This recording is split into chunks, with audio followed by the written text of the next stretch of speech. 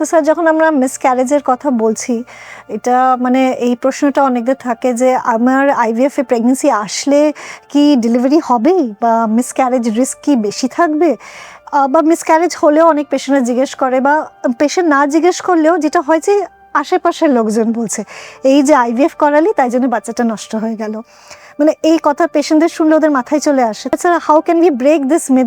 Myth first of all লোকের কথা শুনবেন না, তাতে আপনার ভয় বাড়বে।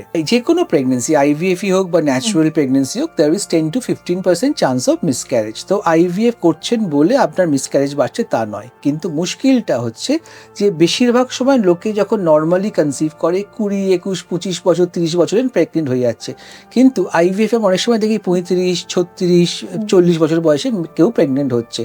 তো যখন বয়স বাড়ে মিসক্যারেজ রিস্ক বাড়ে, এমনিতেই বাড়ে। আপনি ন্যাচুরালি যদি একটা 25 বছরের মহিলা প্রেগনেন্ট হয় এবং ন্যাচুরালি যদি একটা 35 বছরের মহিলা প্রেগনেন্ট হয়, 35 বছরের মিসক্যারেজ রিস্ক বাড়বে।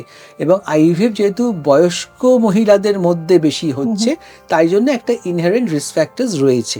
প্লাস হচ্ছে কি যে হয়তো কোয়ালিটি অফ এগ ভালো নয় বলেই সে প্রেগনেন্ট হতে পারছে না, আইভিএফ করতে হচ্ছে, এবং সেই জন্য তার মিসক্যারেজ বাড়ছে। তাই জন্য আইভিএফ করছে বলে মিসক্যারেজ বাড়ছে তা নয়, মিসক্যারেজটা বাড়ছে কারণ বেশি বয়সে আইভিএফ হচ্ছে, বা এগের কোয়ালিটি হয়তো ভালো নয়, অথবা অ্যাডিনোমায়োসিস, এন্ডোমেট্রিওসিস আছে, এই রিস্ক ফ্যাক্টরসের জন্য মিসক্যারেজটা হচ্ছে।